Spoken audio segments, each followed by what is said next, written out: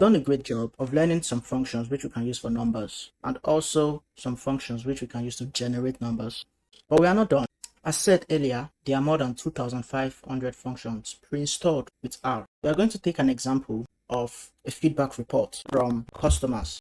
We usually get survey questions like, how satisfied are you with our products? How was your shopping experience? Rate your shopping experience from 1 to 5. Now, these are unstructured data. They are ways of collecting data from customers, and we are going to simulate that. In the last lesson, we were introduced to the rec function, which replicates a particular vector or object. And now I'm going to create 1 to 5. This is an integer. I will highlight this, and on pressing Ctrl Enter, you get a print of the particular object which you highlighted. Now, right here, we are going to repeat 1 to 5 10 times.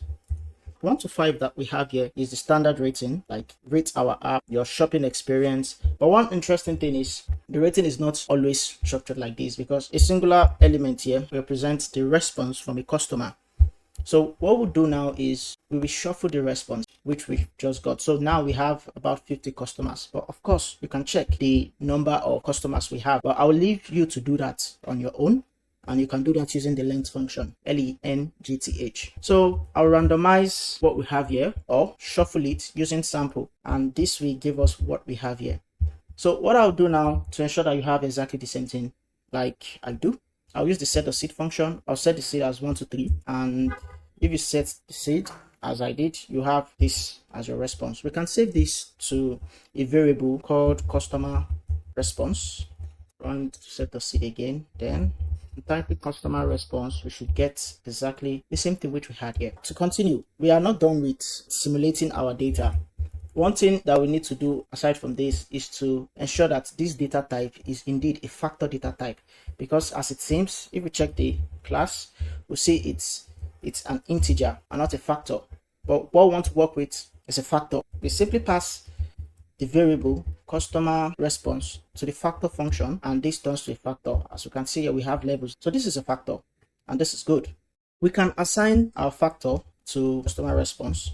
Now I will introduce you to a function that we can use to take quick count of the different elements. As we've seen, factors are used to represent categorical data, and categorical data are usually limited. For example, we have only 5 levels here. We'll count the number of times that each of them here in this customer survey data which we have. So we use table, the function table, to get a quick frequency, and we pass our object between parentheses. And now we see that we have 10 of each, and that's because right here, when we are sampling our function, we did not include the replace argument as part of the sample function to include the possibility of any of the response being selected more than 1 times. What we are going to do now is we are going to set seed again, and we include the replace argument, set it as true, then we run our previous codes, then we check table customer response, and now we see that we have 10 for 5-star ratings and 16 for 2-star ratings. But that's not all. There's still more that we can do with this. Even within the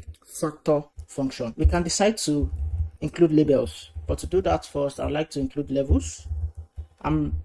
I pressed enter here to ensure this comes down, and that's to ensure that my code is not being dragged beyond where you can see it. I want to always see all I'm writing within a screen without scrolling left or right. So I'll set the levels 1 to 5, then I'll set the labels, and we'll give this very dissatisfied, then we have dissatisfied, and now this is what I'm talking about. So to prevent this, I can come here and press enter, or altogether I can move down to the very first argument that was entered, and I press this.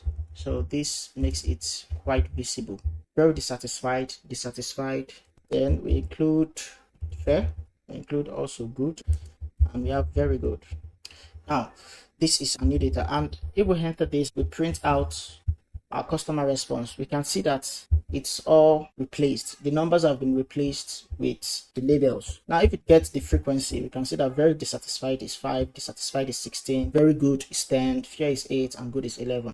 Now I'll introduce you to another good function which we can use to manipulate these labels here. Since they are more or less like character, we should be able to use the function. For example, we can decide we want all these to be in lowercase, and to transform all of them to lowercase, we use the to lower function, and we pass our variable into it, and we see that everything is now a lowercase. Also, we can use to upper to change everything to uppercase, and this is something that is used in bioinformatics, as you label a lot of chemicals, label a lot of gene sequence and different things relating to that.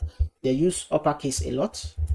So we have this, and of course this is usually in combination with numbers, as they are used to tag and identify.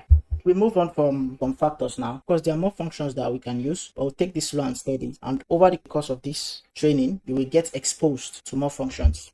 I know there's something that would also come to mind, that there are a lot of functions. How do we remember the arguments? And a good way and a good practice generally in programming is to always read the documentation. For example, we can check the documentation of table and you put the question mark in front, like I did here, and if you run it, you have this coming up, and here you see the documentation. Always check the example to see a quick example of how you can use function, and also to see the argument that is expected to be in the function. You can read through. So reading and using the documentation is a very good thing. The right way to read the documentation is to check the short description. If you are not familiar with the function, then you check how it is used. You move down to the examples. Of course, you can read the description of the arguments.